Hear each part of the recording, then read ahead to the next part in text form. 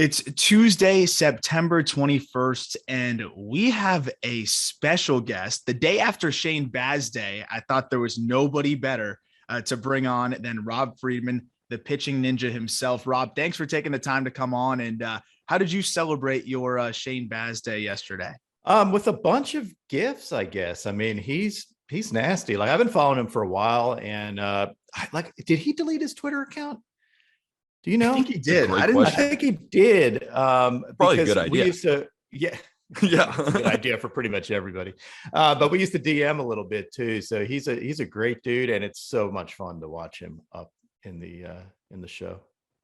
He was ridiculous last night. I don't know. I don't know if you saw all of it. I'm sure you did. I feel like you don't miss a pitch somehow ever across the entire league. But anytime I see a nasty pitch, and I'm like, I'm gonna go and see if Pitching Ninja caught that. It's already up. But his slider last night was otherworldly. And I know that the pitchers that are, a new pitcher has a little bit of an advantage of anonymity when you have, to face some big league hitters. But the way he made Vladdy look, if you make Vladdy look uncomfortable, I don't care if he's never seen you before. That's pretty impressive. And he made Vladdy look pretty uncomfortable in multiple at bats. Yeah, I remember the first at bat. Was it like two sliders and then an elevated 99-mile-an-hour fastball? So yeah, he looked. I mean, and he missed the sliders by like a foot. Yeah, So they were nasty. And my thing with Shane Baz is it's so effortless. Like when we were at the Futures game, he came in, I think he threw only 10 pitches. His mannerisms walking around the mound. Do you ever, obviously you do the pitching overlays and you're looking at stuff, but does that stick with you? Because that just sticks with me. Shane Baz's mannerisms as if he doesn't care, but it almost looks like it's just straight up better. it's like he's yawning when he pitches. Yeah, he's yawning. Yeah, I mean, it's fun to watch that. I know from experience that the pitchers that don't look like they're trying hard really are trying hard. It's just like everything happens to sync up really well, but they do have effort, even though they don't look like they have a lot of effort in their pitch. Gratterall is the one who jumps out at everybody every time he throws. He looks like like he can do that in a chair and just like do this and it'll go 100 miles an hour. I mean, I'd hate to play catch with that dude. No, especially with the movement that it has. It seems like Turbo sinker. Yeah. Like I don't know how anyone hits him. Really, it's amazing. He just needs a little bit more of, I think, a separation between velos. What's your take on that? Because Gratterall obviously has all the stuff. Yeah, what ends up happening is sinker ball pitchers get, at least people put the ball in play a decent amount. Dustin May went through that same issue.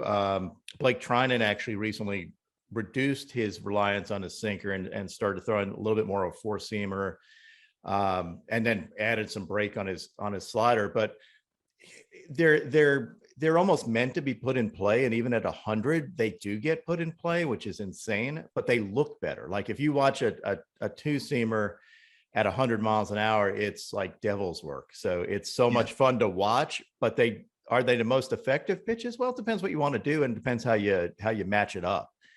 They can be, but yeah, they look great.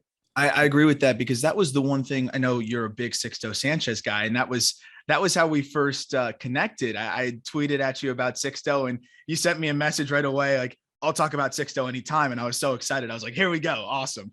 And I mean, his stuff is ridiculous, but I think he struggled a little bit to figure out how he was going to have that proper overlay, right? A four-seamer up in the zone seemed to be better for him at times, working off of that changeup, because the changeup and sinker can be a bit redundant, especially when you only have 5-6 miles per hour of separation. So that's what I'm really excited to see with Sixto when he comes back, hopefully healthy, is how can you have those different effectiveness with pitches in different quadrants of the zone, I think is a really important thing. And it's interesting that you say that, because you see the sinker at 99 and you're like, that's got to be the best pitch ever. But a four-seamer high spin off of a good breaking ball or off of a good changeup, I think that's really could be the best pitch in baseball besides a good changeup. Yeah, they do tend to be. I miss Sixto. Like I would love to see. I mean, he's so much fun to watch pitch, just because of his emotion and stuff too. But you have someone like Jordan Hicks, for example. I mean, Jordan Hicks. Yeah, when you're throwing 103 to 105 and it's a two-seamer and they're still putting it in play, and everyone's like, well, why aren't the strikeout numbers? Why isn't he striking out 15 per 9 or 16 per 9? And a lot of it has to do with that. Now, at lower levels, you're taught, hey, let the hitter do the work for you, let him put it in play, weak contact, all that. Like, shoot, little league coaches around the world are great at that. Let him hit the ball, all that stuff, that mentality. And it's hard to shake sometimes. So yeah, like I think some of them migrating or at least mixing in a four seamer. So you're not sitting on a two seamer and just looking at one spot low in the zone and trying to make contact is usually kind of the way to go. That being said, they make the best pitch gifts. Like when you see a ball moving, like Castillo had one, a 99-mile-an-hour backdoor two-seamer, and then had a 100-mile-an-hour painted one earlier in the season that was just like right in the corner of the quadrant. Those are like my favorite. Like those are just awesome to watch and just a ton of fun. So a pitch gif that just kind of burns in the back of my head that you posted a ton of times. Emmanuel Clase's 100 to 103 mile an hour cutter. I still can't really fathom how it's even possible, how it can still cut at 103.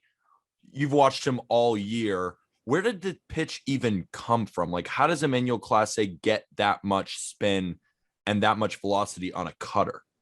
So my guess, and I don't know that I think I've probably read some stuff on it that maybe this is a true guess, but he doesn't really intentionally cut it. Like it was just the way he was throwing it. Like Glasnow occasionally would do that. Glasnow has these weird misshapen fingers that are really big. And sometimes he would just not get quite behind the ball and still be throwing 99-mile-an-hour cutters. So he kind of doesn't particularly do it on purpose, but the effect is definitely a cutter. Like the ball is a cutter. There's a result. Yeah. So wild. Yeah. So whether he does it on purpose or not, I know he can straighten it out a little bit and get a little bit more run. I've seen that. So he has been able to figure it out. But some of the best cutters in history, you hear like Mariano talk about his cutter saying, I just picked up the ball one day and it started cutting. Kenley Jansen said the same thing. Like it was like God-given is the way they put it. Yeah. But they don't do it on purpose. They're just throwing it and they just weren't behind the ball. And then they realize later, hey, I can manipulate it and I can do a little bit more. But at first, it's just a weird, you picked it up and it just happened to cut. And I thought this Cleveland bullpen has been just so fascinating this year because not only do you have Emmanuel Clase, but you also had James Karinchak, who we ranked as a top 5 reliever going into the season. And then he was fantastic, sticky substance crackdown hit. And now he's been up and down from the minors. I'm not going to go full tilt and say it was solely because of that, but how do you the timelines match up? Struggles. Yeah. I don't know. I don't want to blame him fully, right? But I'm curious to what your opinion is on James Karinchak kind of falling off in the second half. Yeah, I mean, it does match up really well with that, and there were videos of him. Like, I mean, by God, almost everybody was using that stuff because if you weren't, you were stupid not to use it. Like at the point where MLB is saying they're not going to enforce it. And the history of baseball shows that Nolan Ryan admitted to doing it. He said, yeah, if I can use pine tar to help my curveball, it's one of those unwritten rules that, yeah, you can do it. Is spider tack that much worse than pine tar? Not really. No, it isn't. Like there's a point where something gets so sticky, it's not coming off your hands. Yep. So it's not like the increased stick is infinite. It's not like infinitely better than not increased than just a little bit. So I think, pitchers have found ways around it. You'll see a lot of pitchers now kind of going to their head to get some sweat, which mixed with rosin. Hair. Yeah. So, or in the back of their neck, whatever it is. Like there's not sticky stuff in there, but if you take sweat and mix it with rosin, it does create some kind of tack. Max Scherzer did that his first outing post the crackdown. You'll just notice, I mean, a lot of pitchers do it. There's nothing wrong with it because that's sweat can't be outlowed because or sunscreen. You got to be protected from the sun.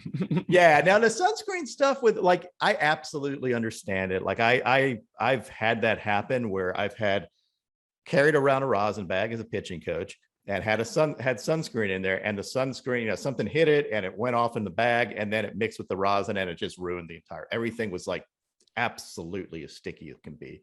So that stuff is very, very sticky. But yeah, I mean, it very well could be that Karinchak was doing, and it just needs to adjust, and he will.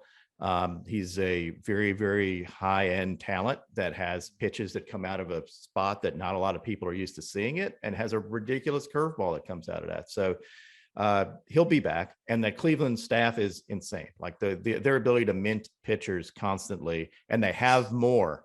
Like they have guys in their minor league system that haven't been up obviously, but you have guys like, I remember Ethan Hankins back in the day in Georgia. Zay Curry is a Georgia Tech guy who pitched with my son. So he's a stud. Yeah. They have an Espino, who's another Georgia guy who's got high end stuff, 102 mile an hour fastball. In high school, he was throwing 100. So they have an endless stream of pitchers that are going to throw at you year after year, and they can trade away talent to get new talent. So we just put Curry on our top 100 list at number 100. And I think we were the first. I want to just come out there and say that, because the only reason I'm saying that is because I think a lot of other people are going to come around to that as well. The curveball is unreal. And by the way, Curry pitched at Georgia Tech, but he was a two-way guy in high school, because I actually played him in summer ball. And his summer team was not fair. The East Cobb Astros, it was Will Banfield, it was Braxton Garrett, it was Will Benson, it was all of these dudes. We hung in there. I think we lost 4-2. Braxton Garrett K'd me real bad on a 3-2 on the inside corner. But I mean, I just remember being so impressed with that team top to bottom, but following some of them afterwards, just because I was like, these guys are going places. And Curry has just been amazing. Just seeing how quickly he's just been able to progress, and with that breaking ball too. He's one of those guys that will be a fan favorite. So my son played for the Astros just after that. Oh, no way. So I just Yankees too. Yeah. And then played with Zay at Tech. Zay awesome. Is a great dude. Like, he is very high energy. He was a fan favorite at Tech just because of the way he pitches and how good a kid he is, and his emotion. Like, he is one of those guys. He's electric, and his curveball is great. Being a shorter statured pitcher, it plays really well. So that's the thing that you're realizing now, is that you don't have to be monstrously tall to be effective. If you're shorter and you can have that fastball ride and then a curveball that comes out of it, that's a nasty combo, and he's going to be good. I love that you included him on your list. And you mentioned your son, Jack, and so he's pitching at Georgia Tech right now. So what's the scouting report on him? I know he's a top-ranked pitcher in Georgia. He's in perfect game. I was looking at his profile. He looks like a pretty good young pitcher. Yeah, he's hurt, unfortunately. He's been hurt the last couple of years. He hurt his shoulder. So he's actually working more with the pitchers on the staff than pitching. But they have a lot of talent. Like, Tech has had a lot of talent over the years. They had their share. Like, Brent Herter last year was a stud, but got hurt. He had Tommy John, and he came back last year, but he was one of those guys that I thought was a first round pick talent wise previous years. But he has really good stuff, and their pitching coach, Danny Burrell, is outstanding. So they're going to keep getting more and more talent. Like, college pitching is, I think people need to keep their eye on that game more. Like, college baseball is probably my favorite type of baseball, because the players are great, but they don't have those egos yet. Like, they'll cut, and there's some purity to it. There is. Yeah. So I know that you have had Jack and Al Leiter on, and they're family friends of mine going back to South Florida. And my parents had known the Leiters for a long time. So I saw Jack go from undersized, 9-10-year-old that wasn't even sure if he was going to pitch, to turning into what he is now. What I love that Al said about college baseball and why he was so keen on Jack playing was that there's a level of just give a shit in college baseball that makes it so fun. And when we went to the College World Series, we really saw that. And you can really see it with these young kids. And not to say that goes away in the big leagues, but when you're on a 162 game fold, it's just different. And I love watching the passion in college. Oh, absolutely. Like, I went up to Brandon Woodruff at the All-Star game and started talking to him about Mississippi State. Yeah. And he said that was like the biggest moment, period. They hadn't won anything, and watching that team win was almost as good as like winning it yourself. Wow. So yeah, the fan base is great. Like, SEC's fan bases overall are just outstanding. But so are ACC too. And the talent level is fantastic. And the kids care. Every game matters. It's, I'm not saying the pro guys care too. And I love watching, of course, baseball, but I think there's something about the fan base connection with college teams that is just huge. And it was so much fun watching that Mississippi State team this year. Yeah. And there's a level also with some of these college guys is most of them aren't going to continue to play, right? Where in the major leagues, you're there, and worst case scenario, you're still going to play a few more years in the minors. Like there's not really a set expiration date on your baseball career. In college, that last game is your last game. So a lot of these guys, they're seniors, they're playing for another game and playing for another opportunity to play. And I think that's what makes it special. You mentioned Brandon Woodruff though. And real quick before we wrap up with you here, we had to ask you about the Cy Young races on both ends here, because DeGrom, unfortunately, going down, he would have ran away with it, of course. And that sucks.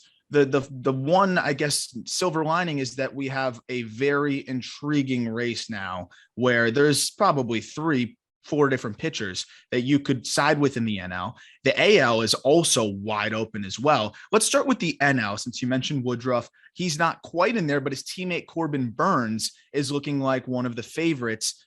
I think Burns is probably going to run away with it, but he also had one of his subjectively rough outings last outing, and Scherzer looks great too. And now all of a sudden there's an interesting story brewing there with how dominant he's been with the Dodgers. What's your NL Cy Young outlook right now? And what's your take on the whole thing? Yeah, I flip-flopped a number of times. Like I'd sit there and watch a game and go, oh, well, he's definitely going to win the Cy Young. It was Buehler and then Burns. Mm-hmm. Now it is Scherzer. I think Scherzer will win it. Scherzer's overall stats, leading in WHIP, leading in ERA in the major leagues. I know the advanced stats show Burns being a stud, and Burns is a stud. Burns is one of my favorite pitchers to watch in baseball, almost because you have to understand pitching to really enjoy him, I think. Like the backdoor cutter he throws at up to 99 miles an hour, and it sits off the plate and just comes back. It's one of those things as a pitching guy that I think is like art. So Scherzer is more of a blunt force and a force of nature. Corbin Burns is just an artist on the bump, but I think it's Scherzer's to lose right now. His stats are just too good. His outings with the Dodgers have been too good. And there is going to be a Scherzer bias too. He's won 3 Cy Youngs. Having a 4th puts him in the pantheon of great pitchers, and he deserves to be in the pantheon of great pitchers because he is one of the great pitchers in baseball. So that's who I think, like voting right now, I think it's Scherzer, but you can make a very strong case for Burns, obviously. Historically low FIP and stuff like that. In a tough park. In a tough park. Yeah, I agree. That's great. And I agree. I think Scherzer is a first ballot Hall of Famer. We talked about it on yesterday's episode because we made all of our preseason picks. And I actually had Corbin Burns at plus 4,000 at the beginning of the season. I'm no genius, though. I also had Blake Snell. So, you take the wins and the losses. But Snell was going to be great, too. I thought he was going to be awesome. Yeah. So I would also give it to Scherzer. He has an ERA under 1 with the Dodgers. He hasn't lost. He's 7-0 in 9 starts with the Dodgers. He's been unbelievable. I do hope Burns wins it, but regardless, moving on to go ahead. No, I was going to say, I love Corbin Burns. Like it hurts me to predict, but I love Scherzer too. Like they're just very there's different. no wrong answer, right? Yeah. Like to me, I totally agree with you. Like as far as having a guy, like I thought Burns last year was outstanding, and he was one of my guys that I wanted to watch pitch this year, and he's done nothing to disappoint anybody. So I totally agree with your outlook on that, and I do think it's Scherzer's to lose right now. Did you have a preseason pick at the beginning of the year? Yeah, I'm trying to think in NL who I would have picked. Well, no, obviously I know who I would have picked. It's Jacob deGrom I would have picked, and he should have won it. Yeah. Like, duh. I think a collective baseball community, we all had Jacob deGrom. We'd have to be it. Yeah. And moving on to the AL too, because similar to the NL, I feel like it's kind of anybody's to lose at this point. Before yesterday, Robbie Ray, it looked like it was his to lose, but then he gave up 3 runs in 4 2/3 to the Rays and took the loss. But Garrett Cole also just gave up 7 earned runs in his outing. Now it's so close. Not only do I think that Garrett Cole will squeak it out in the end, but I'm also just curious about what you've seen from Robbie Ray, because Robbie Ray has just straight up increased his velocity from last year by like a good margin. He's upped his fastball velocity by over 1 mile an hour. He's upped his slider velocity by over 2 miles an hour. That you don't just go automatically from a much better pitcher. So what have you seen from Robbie Ray and his improvements to becoming possibly the AL Cy Young? Yeah, and I would say right now Ray is probably a tiny bit favorite over in my head over Cole. I'm a Yankee fan, personal bias. Yeah, and I don't know. And honestly, like I don't blame you. Like to me, Rudy, like picking against Garrett Cole is just a losing thing in general. Like Garrett Cole's awesome. And he's one of my favorite pitchers to watch because he is a bully on the mound and a professor too. And people don't get the professor part, like how smart that dude cerebral. is. Yeah, but he looks like a bully. And off the mound, you can hear him talk about baseball and you can listen all day because he's that smart. Like he is a great pitcher and a great talent. And he deserves a freaking Cy Young award. Like, dude is I mean, like, come on, it's Garrett Cole, like one of the top 2 pitchers in baseball generally. I think it's Ray's to lose right now, but I wouldn't be surprised. Like if Ray has another bad outing and Cole has a great outing, it could flip. Ray, I know he's made some mechanical adjustments. I know he's hit the weight room a little bit more. He looks bigger to me. He does. His lower half, his pants are real tight. You can tell his legs have gotten bigger. And he's always pitched with that force. Like he is, the grunting, the intensity on the bump. And he's just shoves. Like Cole, for someone that has so many different pitches, you can see like Cole not only can blow you away, but he could also just, do a whole bunch of things to you. Ray comes at you with a fastball and slider, and there's nothing you're going to do. You know how he's going to attack you, and you're just SOL on it. And I think that like there's the mechanical adjustments and probably better strength and conditioning has made a difference. And I assure you that some of it is mental too, where it's one of those things that everything just clicks eventually and you get this confidence, and he's pitching with such confidence right now that I mean he's tough. And if the Jays, if they make the playoffs, they'd be tough. I've also noticed that he's limited the curveball usage, and in previous years the curveball has actually been not a good pitch. I think in 2020 the batting average against the pitch was over 400. This year it's around 350. The changeup is good. I've watched him pitch a ton of times. I feel like he should just completely can the curveball. I mean, the fastball and the slider are so elite, and especially when he's sitting 95 now with confidence, just go fastball, slider, change. I felt we can just go fastball, slider, and be honestly pretty dominant. But yeah, like that's one of those things that pitchers are taught, and it depends who your coach is. I mean, Darvish back in the day was taught to dump all his. He has 12 different pitches, and they're like, well, why don't you stick to 3 or 4 and be really good at them? That's not the way his mind works. Other pitchers, their mind works. They want different tools and stuff. And it ends up that some of their tools suck. Some of their tools aren't as good as other tools, and you should use the good tools more. And flipping it, there's a pitcher, Max Scherzer, who has a tool that I don't think he realizes how good it is. And maybe the stats don't necessarily back it up, but his curveball, which is his 5th best pitch, he just started using it a little bit more. To me, just the eye test on it, it's an elite pitch. Like it is a really good pitch. And if he figures out how to use it, like his thing is, Max says it takes him like 3 years to figure out how to use a pitch right. And all the different combos by using it in games and seeing how to attack hitters and stuff. 3 years. 3 years is what he said. To his standard, I'm sure. To his standard. Of course, it's probably elite after a year, but it's extra elite after 3. Like knowing where he wanted to throw his cutter and where he wanted to start it and which hitters he can attack with, and maybe how to go backdoor sometimes with it versus going under a lefty's hands.